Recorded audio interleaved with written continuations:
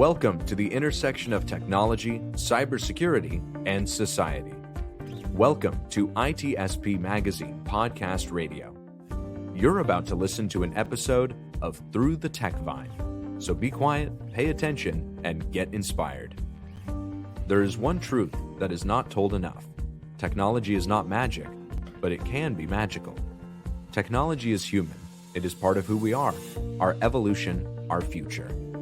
Will it be a dystopian or utopian one? Well, that is up to us and nobody else. Knowledge is power, now more than ever.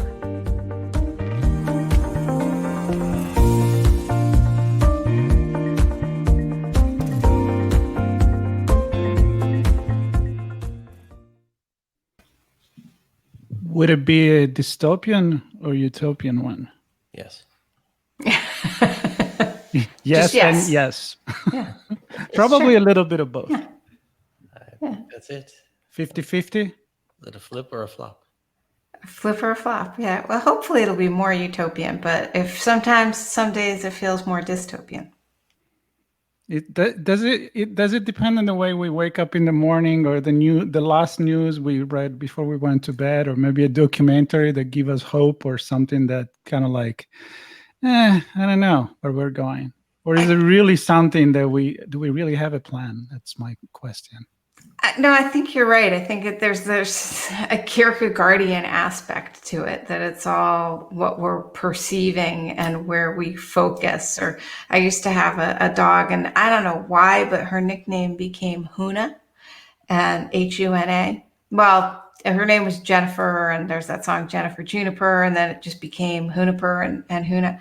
But it turned out there was something called the Huna philosophy that I think that some people practice. I think it might have originated in Hawaii, but so we got this little sheet that told us what the Huna philosophy was. And one of the tenets is that attention or energy flows where attention goes. And I think that there's something to that, where if your attention is going to a lot of the bad news, then your energy is going to go there, and that's what your perception is going to be there. If your attention is going to something nicer, to something pleasant, then your perception changes and your energy focus changes. Yeah, I mean, that's so true. As you're saying that, it kind of applies to many ways of meditate. You focus on the good things. Your attitude, it's the glass full half or full empty, and it can make the whole difference.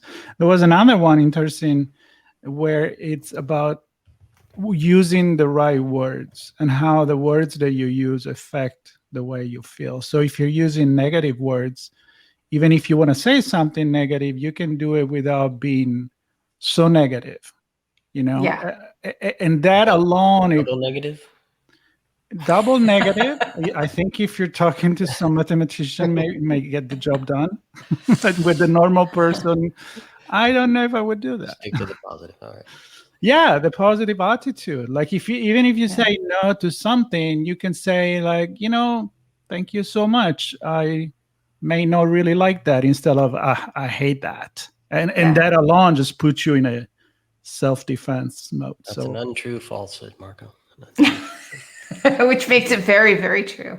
Do you have a book of quotes? Do you have any more? You don't want to know where I pull these from. I want to know. From a graffiti wall somewhere. Exactly.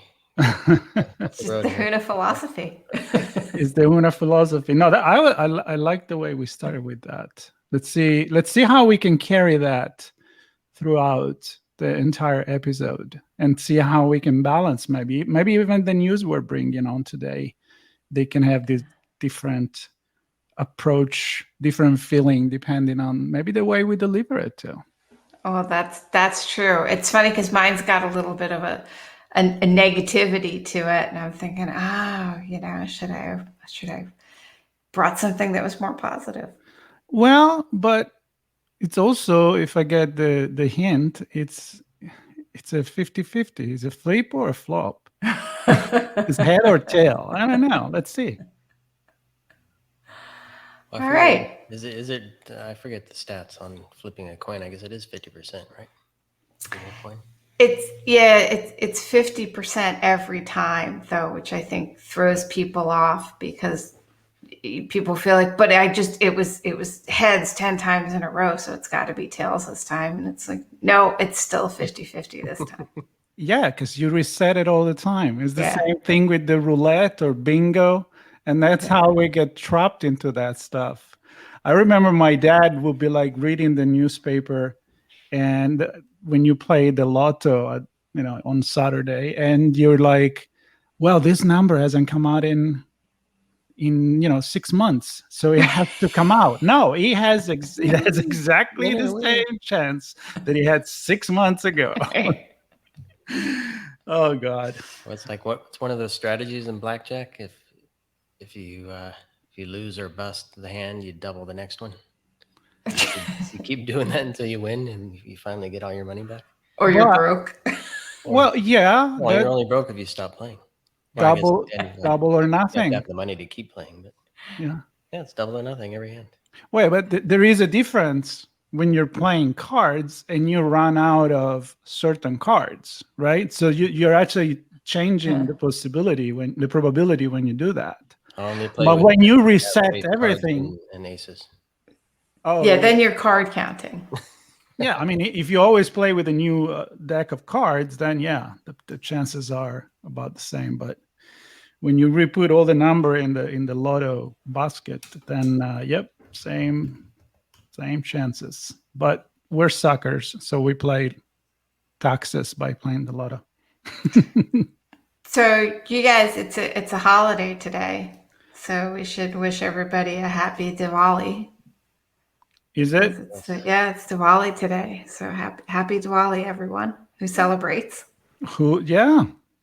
Maybe, is that just me, or there is probably every day is a holiday somewhere? It's true. And see, there you could have attention that way. You could focus. You could feel like, every day there's something to celebrate because every day is a holiday somewhere. Yes. Sean, you celebrate the non-birthday, right? Like Alice in Wonderland. A happy non-birthday to you. So you have 364, and then on the birthday, you celebrate because it's your birthday. Or it's a holiday somewhere else. Exactly. It's always happy hour somewhere, right? That's right. Let's have a drink. Everybody else's birthday. All right. Well, let's do the start as it should be. This is Through the TechVine, episode number 22. Believe it or not. I'm not gonna tell everybody to just go ahead and start from the beginning to catch up, but episode 2. Yeah, start with episode 2 and then go up. Now, just random. Go backwards. I think they're all about the same. I mean, it's different news all the time, and I don't know if we have matured the show as we put more episode in it. If anything, maybe it's become a little bit more silly because I think we're just having fun. But I think we're bringing relevant news here and there. Yeah. Sometimes they're funny, like my jokes for Halloween, the dad's joke that I did last weekend, and last week. And then whatever comes up in our mind. Be positive. I am positive. I edited that episode. I added special effect, Halloween music, ghost, and all of that. And then the drum roll every time there was a joke. And a couple of those, I'm like, wow, these are really funny. And I kind of laugh by myself. So I high five myself a couple of times. There you go. Nice job. Nice job. But today is another day, and welcome everybody. We have no guest. You notice? We have Elijah with us. Don't we always have Elijah when we always have a fourth? It's just not everybody can see our guest or hear our guest every time. It's I have always friends around me that just can't see them. There you go. Yeah. Invisible. The invisible friends. But there's no real guest today. But there will be one next time. Okay. So, Sean, you want to say who's going to be? No. Why you always say no? You do. But he says it really nicely. Why do you always And ask? he's always about the guest. You have something against the guest? I'm like, hey, you want to introduce our guest? Like, no. Grumpy. Nah. Nah, I'm not going to do You that. make the guest feel special. You say you don't want to introduce them. Oh, yeah, I'm sure they love that. They feel very welcome. Like, can I come in the house? No. Oh, I'm just kidding. Just come in. All right. Episode number 22. I have half news. No, maybe more like 80%. So I have to search something as we do the show. So that's how prepared I am. But it's pretty cool.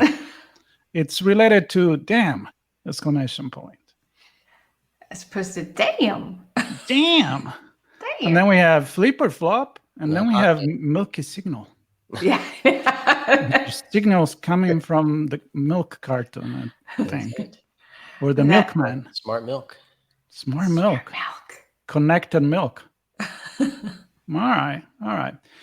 Should we go back to our general rule, which has never been a rule, but I think it's a nice thing to start with Diana, which we broke the rule the other day, but just to welcome the guest. Because I felt really bad because Sean said didn't want to introduce her. And I was like, all right, you know what? Not only you're welcome, but you're going to go with the first news. And she was probably like, damn, I don't want to do that. That's a lot of pressure.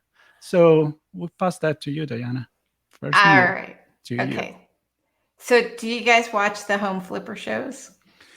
The home flipper shows, I know what it is. I think I've seen a few, but not something I watch all the time. But I know what it is. They get home, they improve them, right? And then they sell it again, and they make money out of it. That's a different show, right? What was that, Sean? Yeah, what show?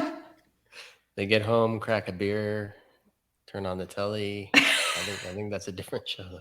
Oh, the one where they put the flip-flop on? No, it's a different Flip-flops. one. It's still flip-flop related, but not that. But no, I know what you're talking about. So, but yeah, you got it. They buy a house. They say it's got good bones or something, and they then invariably tear out a couple of walls and make a big family room and a new kitchen, and they turn it over and sell it for some big amount of money. So yeah, so that's the main. And everybody's happy. And everybody's happy. Except if you're always by the skin of their teeth, do they get a return? Well, yeah, that's true. It can be some of them they get a really good return, and then other ones it's a little bit more realistic, where it's very much by the skin. You're kind of nail biting. Are they they invested so much? Are they gonna get it back? They shouldn't have picked the big tiles, So yeah, there is always that moment where it seems like things are not about to happen. It's just like a Disney story. It's all good, then it goes bad, then it goes good again. Then it's like, oh my God, we're never going to make it. It's the last day. And then all of a sudden, they pull it off. Then they pull it off. There is a standard script that works, right? I don't know if you're going to go here, Diana, or not, but I was just thinking back for the ones that I've seen. Never have they invested in smart locks or home automation, or maybe they do, but they never point out smart lights or any of that kind of stuff, smart thermostats. That is true. That's interesting. I wonder if that would help to sell it, although that's actually not where I was going. Where I was going is, have you guys heard of Zillow? Yes. Yes. I heard the news too, or partially the news. I didn't really dig into it. So if you're going there, I'm interested. I'm heading right there. So right. Unbeknownst to me, Zillow missed out on a great opportunity for one of those flipper shows because they had a whole division that was flipping. And the news this week was that they're not flipping anymore and they're getting out of the flip market. And it was pretty bad. It wasn't just a side hustle for them. They had to they're going to write down, they estimate about $569 million in losses and reduce their workforce by 25%. And the question is, well, what went wrong? I mean, they're Zillow. If people on HGTV can do this and even by the skin of their teeth make a profit, how can Zillow lose literally hundreds of millions of dollars on flipping? And it turned out that it may be very tightly connected to the Zestimates. Have you ever looked at your property and seen what your Zestimate is? Yeah, I've had a conversation about this with a realtor friend of mine, in fact. So Zestimates are separation of responsibility or duties. And yeah, I mean, that's how we used to figure out what our houses were going to sell for. We would look at our tax assessment and talk to our realtor and get a feel for so good old kind of human. And most of the time, our tax assessments were done by humans. They, have their own calculation that they figure out how, square footage, age of the home, if it's been redone, right? But that's how your estimates used to be done. But now people are looking at Zestimates and other machine learning algorithms that try to figure out how much a home is worth. So Zillow was using their own algorithm.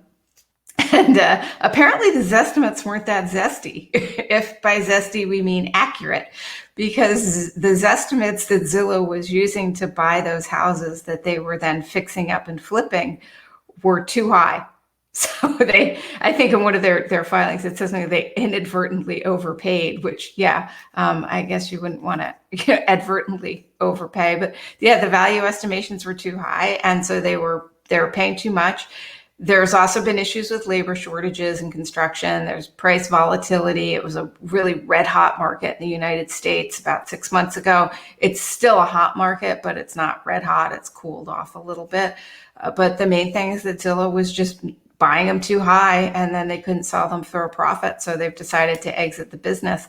And the tech part of it that I thought obviously was interesting was that this was coming down to an algorithm. And as you guys know, I'm doing a lot of research focusing on, my attention is focusing and my energy is going to AI and ML and how we can make it more resilient and, some of the things that can go wrong.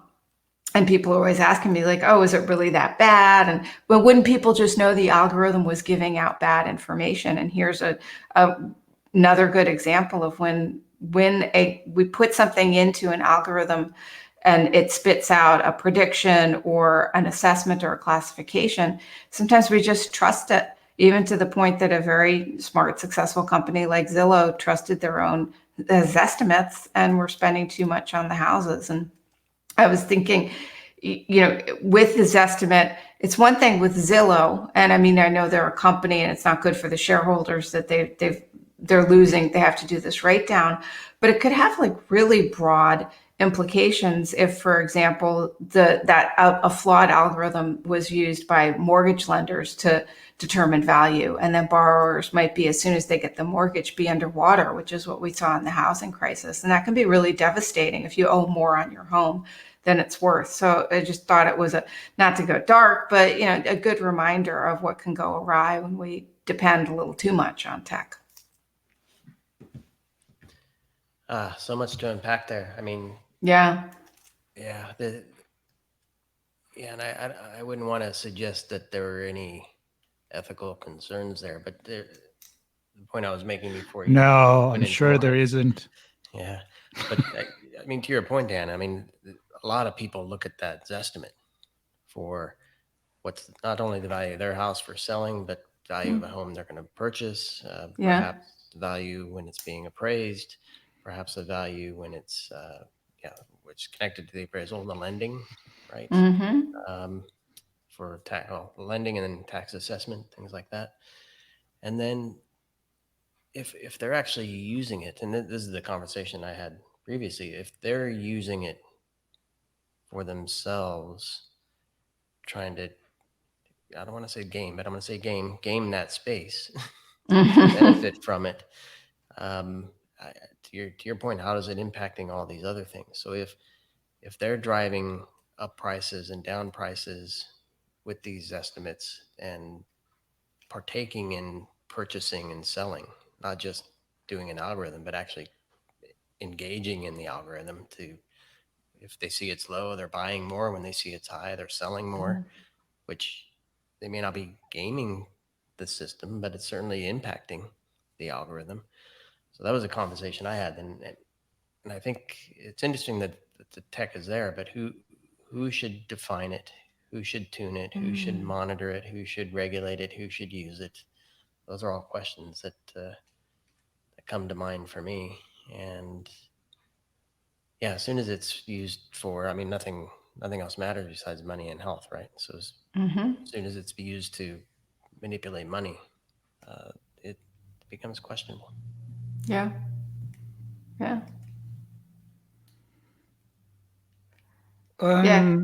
But okay, question first, then I'm gonna get philosophical on it. Okay. How, because I didn't read the article, so I'm wondering if you know the answer to this. I mean, what was the point where they were like, okay, we've been doing this for a while, something is off, we're losing money. What was the alert for that? I mean, they couldn't see that coming, but did it take a while? Was because the market changed? Because I want to go with the self-fulfilling prophecy. Well, I'll go there. As recently as a couple of months ago, the CEO was saying that this strategy was working, but they did have a 7,000 house inventory, like excess, that they're trying now to sell back, not to individuals, because I think when they were flipping, they were just trying to, they'd buy a house and then they post it on Zillow, obviously, and someone would say, I want to buy that.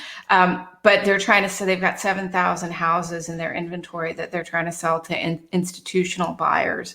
So they probably got to some point on the books where they're looking at, oh, we're not making much profit in that division. And it got worse and worse. And then they looked at, well, we've got 7,000 houses and we're having trouble even getting them fixed up because of the labor shortage. And probably the numbers just finally got out of whack enough. They said, yeah, just kill it.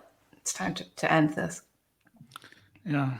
Well, the reason why I brought up the self-fulfilling prophecy, which is pretty much is that, it's a social psychological phenomenon where pretty much somebody predicts something, and that's just because it's been predicted that it come true because it was predicted, and there is many variables that go with that. But it's about believing in something as you predict that, and then you make it happen, and that could happen to a social, in a much larger social size, and that could be applied to social phenomenon like this, like the market, the stock market, for example. Many times it's really psychological. There is not really a reason, especially now with all the Robin Hood and all the apps that allow non-professional investors or expert investors to be part of it. And all of a sudden you see companies that are actually failing miserably for a reason or another that become fancy and a trend, and they just get up like 100, 200, 300%. So I'm wondering if they could have played a role to try to rise the market price, considering the power and the publicity that they could achieve with that, and then maybe it didn't work out. I don't know if they did it on purpose, but I have noticed something that was really interesting in like the last 6, maybe 12 months. Because I like to look at real estate, and where I live in this part of New Hampshire, the values have gone up really rapidly, as they have in many areas. But I know this because I look at the ones in New Hampshire a lot. But what I noticed was that, so some of the houses in my area have literally doubled in value in the last year, which is just, come on, that seems nutty. Crazy. And the Zestimate, if you look at the Zestimate, because they'll show you like it's a stock price or something, they'll show you, the last 2 years, 3 years. What was really weird is that the house would be at a certain value, like X, and it's going along there, like 2017, 2018, 2019. And then they put the house on the market for double what it was a few months ago. And the Zestimate doubled. So you see this massive hockey stick in the Zestimate, and the Zestimate seemed to be responding to what people were putting it on the market for. And I started thinking, how are we getting here? So if I put my house on the market for $1 gazillion, my Zestimate going to go up to $1 gazillion? But that's exactly my point. If you're actually referring to something like Zillow estimate to evaluate your home, then it become like a domino effect to you just start higher than what you should. So the market could just go crazy. And as it go crazy up, as we know, what goes up eventually it's going to come down. So it's very psychological. But maybe Sean, maybe you want to make it, think about how the data are used here. I mean, are these manipulated data to start with, or are maybe biased data that are put in there? Where it come first, the egg or the Zestimate or the egg? yeah, the house of the evaluation. Yeah, I saw similar things recently when I was looking as well, where it's funny that the Zestimate matches listing and sale prices. Funny enough. Yeah, and I guess the other question that I had, and I'm going to steer away from the algorithm, is just the impact. So they're going to write it off. They have the shareholders will eat it, and the market may have to adjust because of it. But these 7,000 houses, what happens with them? Do they get sold for less, which then impacts the Zestimate? Or what's their estimate? I'm just wondering, are those 7,000 houses off the market, not available, which drives prices up, or do they get sold for less, which drive prices down? A lot of questions. Yeah, a lot of questions. Yeah, are they going to be sold to, you said, institutions, so people have money buying for cash, so does that impact lending and rates? And 7,000 isn't a big number, but just the reach that this has. What you just said just make me remind what I thought the first thing that Diana, when you said about not selling to private but to institution, and how the house market is already crappy. Yeah. Especially during the pandemic. Many people don't even, I mean, the house were selling way higher than the value, right? People were bidding more than what they were even put on the market. People were leaving the city. So, I mean, that was a little bit crazy, I believe. But also there was the point where the only people that could afford a house was people that already had a house, so that they have something to back up their investment, to show that they can pay for the house. So all the first home owner buyer, the young family or whomever is the first owner, which is something that is very well known that, it's a human right pretty much to have a home. And many people that should have been helped to buy the first home, they actually find themselves out of the market. And so by selling to an institution, they want to make money by renting these places. So people that can buy are going to be less and less the people that can afford it, and they're going to be locked into rental for the rest of their life. And so it's complicated. Yeah, you do make a good point. From what I've read, a lot of people are buying second homes to Airbnb them, or multiple homes to rent them. And yeah, you're right. That's creating a lot, especially the Airbnb ones. We're reducing the inventory for people that actually want to have their main homestead in a house. And that's another piece of technology that may have changed the games for the market as well. So the bottom line for me is two parts. One, what was there, and if there was, what was the definition or the goal or the strategy or the ethical plan for the algorithm, in terms of who was going to use it, what were they going to use it for, were there any boundaries or barriers or limits that would tell them we don't want to cross those lines? I'm wondering if any of that was there or not, and if those were reached or approached quickly to a point where they would say, okay, this is being misused. This algorithm is not functioning like we intended it to. Yeah, I wonder if they're going to reassess, because what we're talking about, it's interesting because we've taken this estimate from something that got Zillow's iBuying division in trouble so that they ended up having to close it. But yeah, are they going to reassess this estimate overall? Because maybe it is having a bigger impact on the market than we realized. I mean, people do. Because when I saw that this estimate's going up, like if I list my house for $1 jillion, suddenly that's my estimate. I thought, oh, people aren't going to take this estimate seriously. But you're raising really good points about what if this just actually causes problem, because people do take these incorrect estimates and treat them as, not just Zillow buying houses, but all of us. Yeah. And then the second part is the transparency. And Marco, you talked about the stock market, which this is kind of like that, right? You're making an investment with the hope that there'll be a gain long term or short term, whatever. And we've gotten to a point where we have limited visibility into stock algorithms that I'm sure many financial firms use. So we're trading stocks through an app. And it kind of goes back to one of the things, I can't remember exactly what it was, but there was a fantasy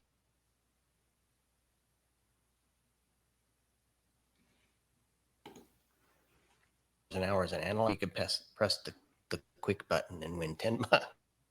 And I'm like, well, what's the point? But I guess the point I'm trying to make is there transparency? If somebody wants to understand what's in this estimate, how it arrived there, what the boundaries are for where it's no longer valid in terms of a number or a figure that can be used for X, Y, or Z, how do we know? Who knows? And or do we just blindly continue to use that data?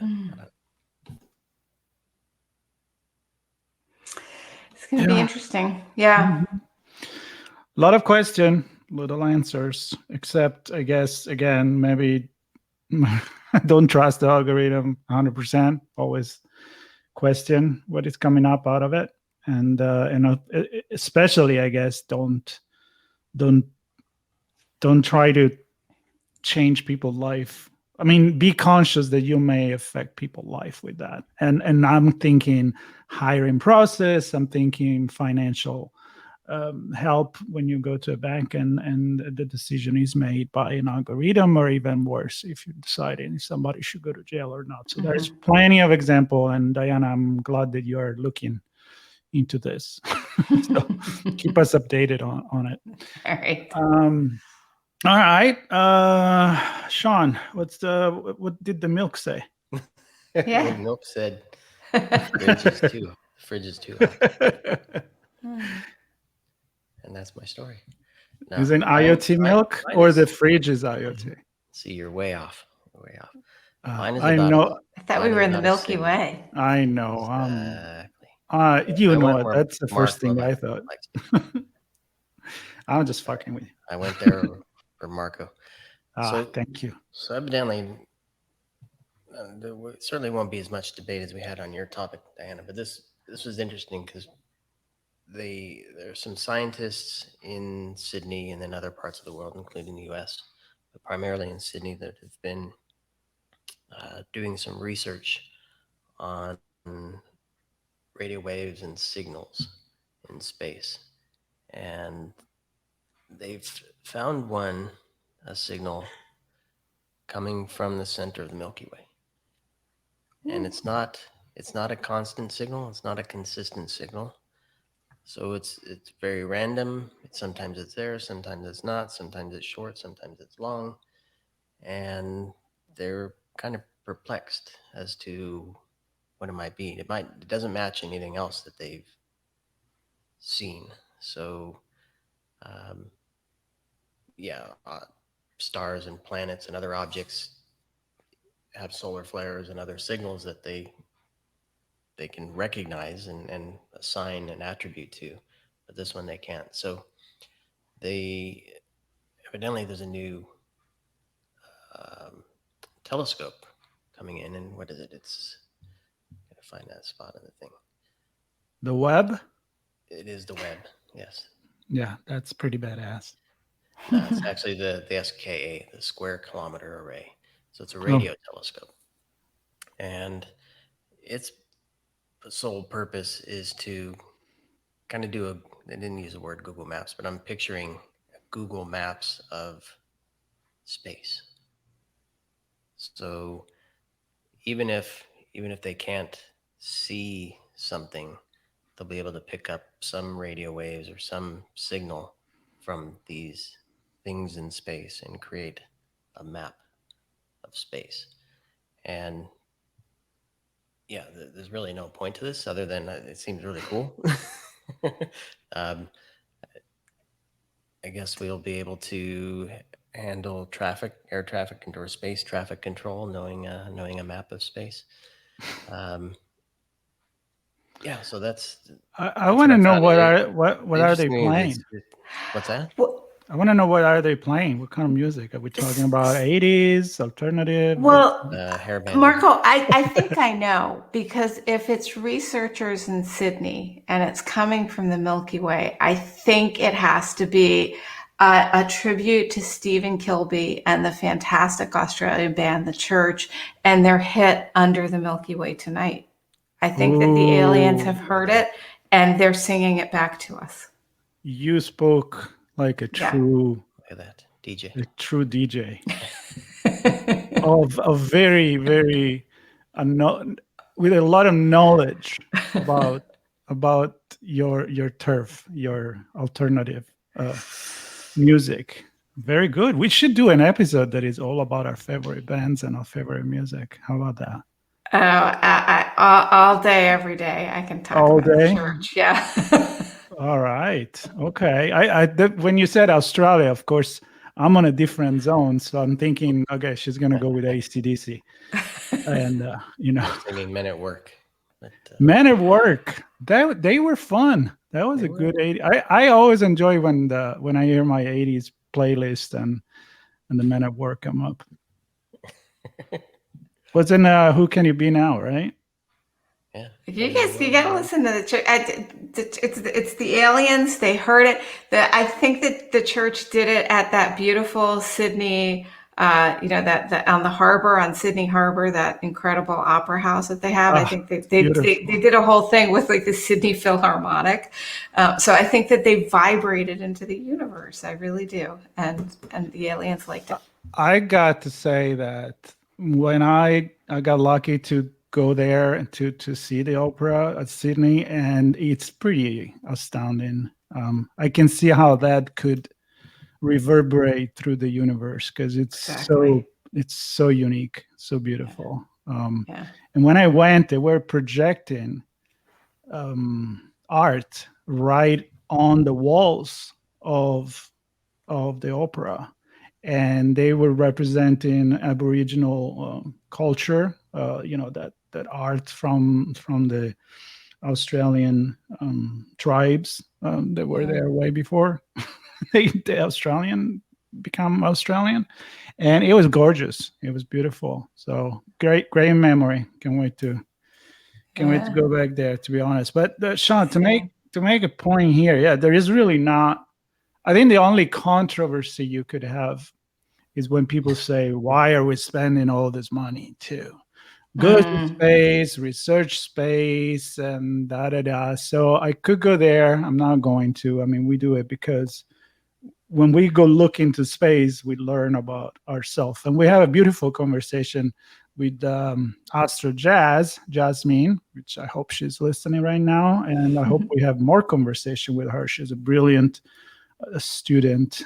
She already works on NASA, and we talked about alien life. So we need to know. It's what we do as humans. We need to explore. That's what struck me with this is that Yeah. they have some radio technologies that they can use to identify things that they already know exist. They're figuring out where they are and how far away they are and things like that. And then other technology to find things that they don't know exist yet. And none of those can figure out what this is. So I don't know. It's not a planet. It's not an asteroid. It's not It's not It's Superman. a solar flare. It's not a bird. It's not what we know yet. Is it a ship? Yeah. Is it a body, a blob of water, or what? Who the heck knows? That's what's interesting to me. It could be a broadcast of the Real Housewives of outer space. That's right. Well, there is a lot of things that we don't know. I'm actually having fun now reading H.G. Wells, The World of the War, and I gotta be honest, I've never actually read it. And again, it's inaudible, so I'm not reading it. But the fact that the Real Housewives in there.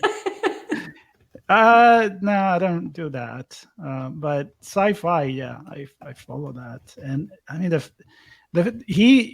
he wrote this in the late 1800 in Victorian England, and he predicted so many things that right now are still changing our life, and it's in the future. So we don't know what mind he had.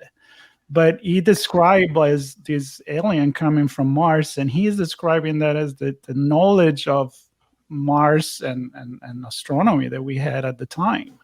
And think how far have we gone? I mean, with all these new telescopes are going out. I mentioned that the Webb, which is going to go up in space hopefully soon, is going to be huge. I think it's like 6 football field. It's going to be way more capable than the Hubble telescope. And one thing that they were explaining when they talk about this is like there's different way you can explore space. So some are going to be visual, some are going to be looking for sounds, as Sean, you just mentioned. Some other are going to look for different wavelengths. Some are going to look into, I mean, the point was, it's not a best telescope. Each telescope does the job for what is programmed to do. Because you can analyze the chemistry, you can analyze the atmosphere, you can do one for the exoplanet, and there is not just a better telescope than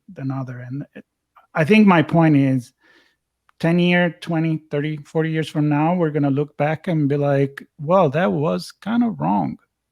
Or look at the technology we have now and what we can do. So I just support that. Doesn't matter how expensive it is, because ultimately we may have to leave this planet. So there you go. Dark Marco. That's gonna happen, and we learn about ourselves. I want to know what the Zestimate is of Mars before I move there. That's right. I don't know. We don't want to overpay. We're going there, but I think we're overpaying. I mean, we know there is not much there, but that's pretty much where we can go right now. That's the other thing. It's another step, but yeah. I don't know. I don't think we're going to find much there, but whatever. It's a challenge. Taking the challenge. All right. So we can tie-dye our shirts red on Mars. Like they do in Hawaii with the red shirt, red dirt shirts. You can play tennis there on like Roland Garros instead of on the grass. You played on the old school turf. The red earth. Yep. Yeah. Oh God, that was fun. I remember that. Good old days. So my news, and I'm going to make it short. Take us back from space, back down here. We're going to go back on Earth, and I'm going to go straight pretty much to the question. So, there has been the G20. They've been talking in Rome. They've been talking, but try to talk to everyone. Somebody didn't show up, and not going to be polemic there. And kind of figure out this climate change. And despite the fact that a lot of people don't believe in it, it's here and there is no denying it.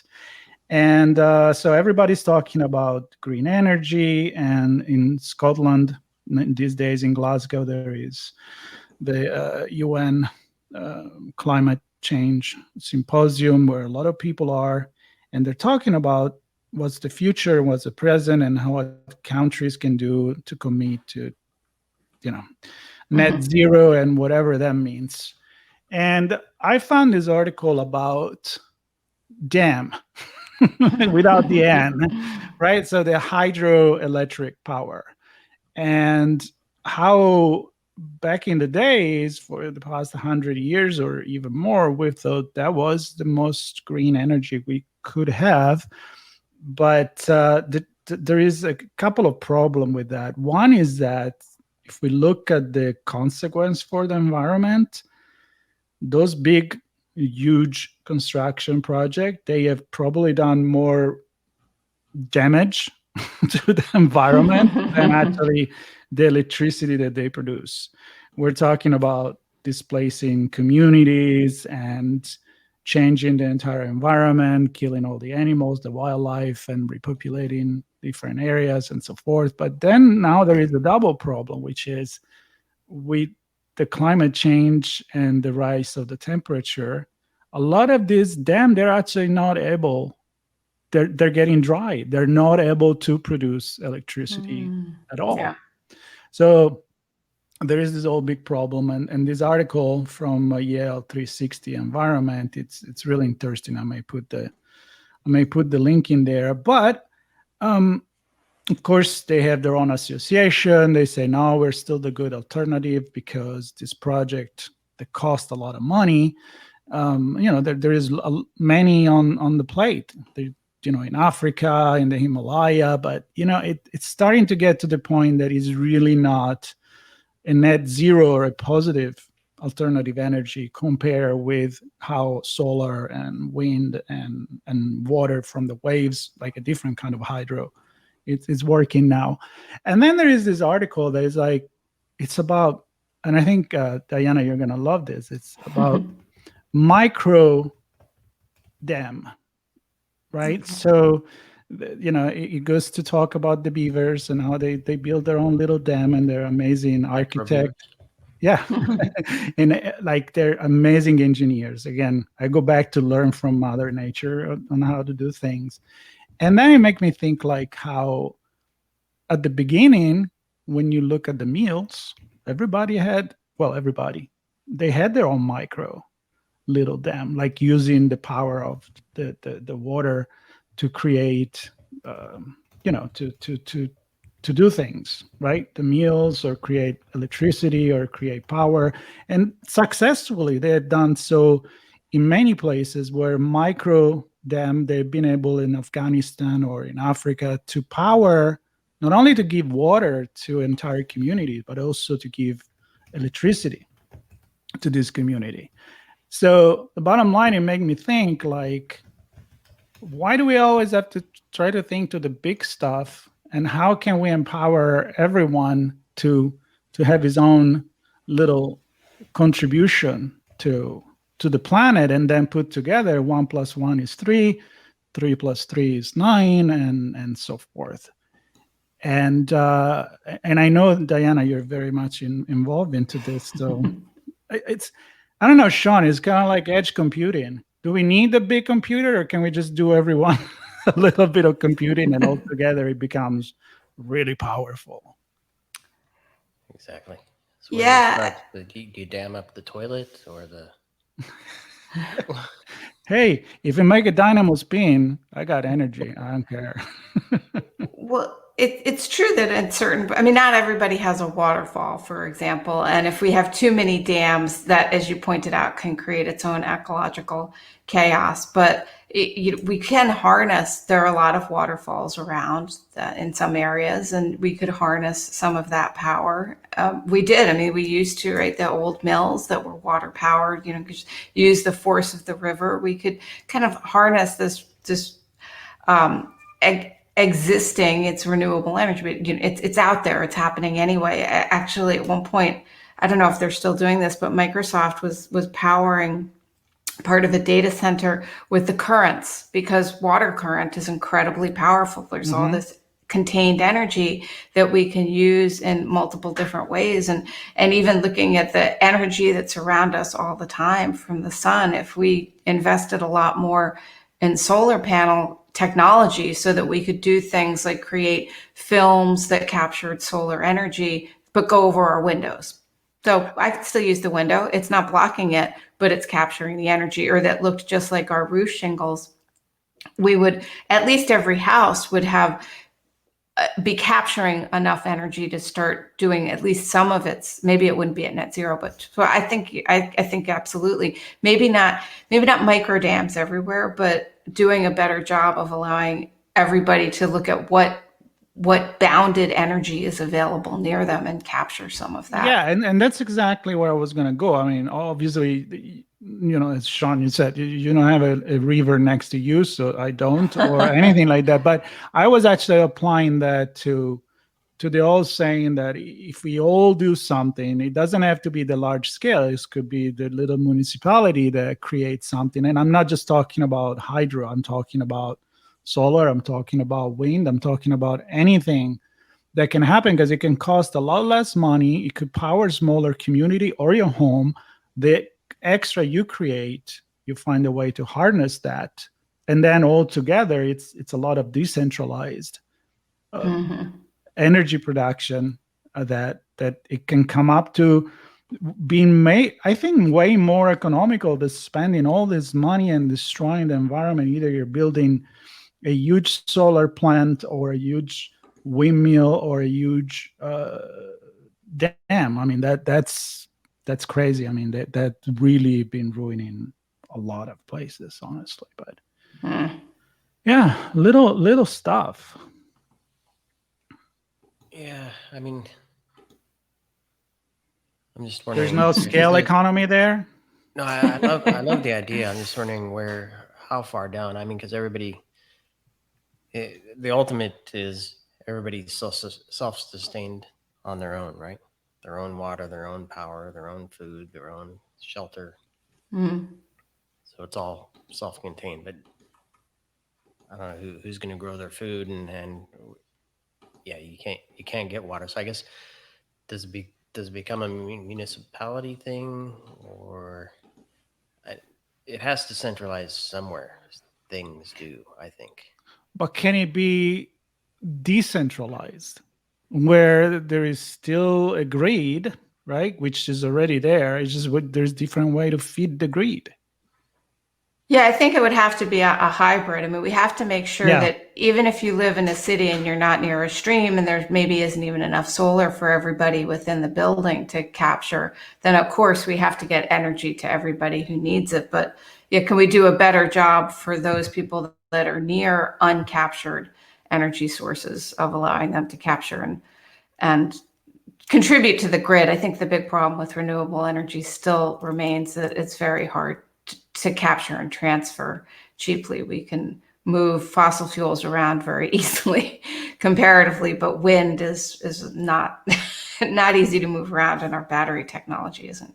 Yeah, but like Germany, for example, which is not well known for a really sunny place, they're already doing more than 50%, I believe, of their energy from renewable energy. Even the UK is way more advanced, and it freaking rain all the time. So oh yeah, we can do better. The technology is getting better. I mean, look at the cars.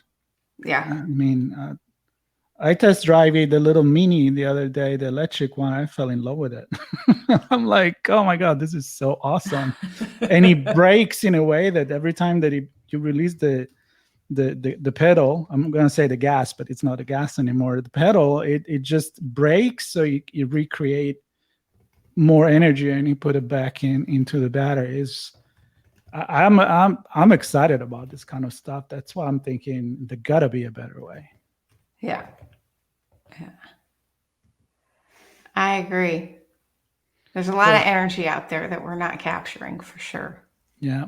And Sean, you had I think 2-3 episodes ago, a bunch of companies that were, first of all, they were driven by women entrepreneurs, and they were all about social conscious. So I'm wondering if the market is going economy and energy and quote unquote healthy living, sustainable living. Yeah. So I definitely resources there to look at. I'm just thinking there are probably people listening to this going, we have this figured out. We just need people to recognize it and understand it and then adopt it. I think that's a gazillion smart people thinking about this all the time. That's the problem. To all the little things. But in my head anyway, how's it no, I think you're right. I think that it's you just need, you can do what you can on your own, but eventually you have to take a big leap and change the way that things have been done until now. I remember we were talking about smart driving cars. We may need to reinvent the way we make streets, not expect the car to adapt to the streets that we have, but create the road that are good for self-driving cars. Right. Sean, we got to check this out because I know we love Formula One. There was a race last week. It was all sport, self-driving, autonomous car driving a freaking 300 miles an hour with no pilot. And of course, they're on a truck. So you take away a lot of inimaginable fact that can happen, like somebody crossing the street, a stone in the street. Right. So I'm sure they perform really well. I forgot to check it out, but it was in the news. So yeah, we have to make big investment. That's the bottom line. Yeah. And if somebody's out there and knows I think way the investment more, needs to be centralized. And yes. comes It needs to be centralized, allowing decentralization. So allowing the municipality to make their own little solar farm that doesn't need to be in the middle of the Nevada desert, which is impressive when you drive there. But it's like, where the hell else am I going to put this? It's like being on literally like a sci-fi different planet. I mean, you know what I'm talking about, right? when you drive there, on the way to Vegas. The Mordor Tower right there. the light eye that's always watching you. Yeah. Freeway. Yep. Lord of the Ring right there. Oh well, I think we fill up the hour, and I don't know what the estimate is on that place. Check it I bet out. you could look it up. Yeah. Check it out. Maybe Diana, maybe you can flip and flop that one. Yeah. My next career is a flipper. As a flipper or a flopper. Solar farm flipping. There you go. Nice. Yeah, I'm gonna put my flip flop on and go for hanging out in the garden for 5 minutes. Drinking some Milky signals and saying, damn. This signal is going to be consistent, unlike that one. This one will be back on again next week. Same time. Nice. Same channel. And extra guest, though. I'm not going to mention it, Marco, so don't. No? I shouldn't? No, don't ask me. Surprise. They're going to have to tune in. Yeah. Is a she. That's all you're going to know. That's it. That's all you get. No more from me, anyway. All right, no more from me either. All right. My signal's going. That was fun. And Diana, let's literally plan a music episode. I'm ready for it. We can do a lot of electronic on that one, like Kraftwerk or those guys back in the days. There's a lot of stuff with electricity. We can do Electric Light Orchestra, for example. They were really cool. So Sean, pick up a band. Parade. Pick up I have a band. a song written for me. We could play that. Yeah. You had a song written for you? I did. My friend Stephen Merritt, who's the Magnetic Fields and also other bands like the Gothic Archies and the Sixths. I kept poking at him and said, write me a song. And so he did. And it's called Aging Spinsters. It's on the Sixth album, Wasp's Nests. And Aging Spinsters. The chorus is Mary Young Diana. Bring him on as a guest. we wanted him to be part of the show. You can talk about, you can even sing. Bring him. Bring your friends. Bring your friends and family. We're running out of friends. We're running out of friends. So bring your friend. I love that. Yeah. Come on, let's do that. Yeah. Think about it. All right, everybody. Sean, speaking of music, here we go. You want to play it? See you next week, everyone. Yep. All right. Bye-bye. Bye. We hope you enjoyed this episode of Through the TechVine podcast. If you learned something new and this podcast made you think, then share itspmagazine.com with your friends, family, and colleagues. If you represent a company and wish to associate your brand with our conversations, sponsor one or more of our podcast channels. We hope you will come back for more stories and follow us on our journey. You can always find us at the intersection of technology, cybersecurity, and society.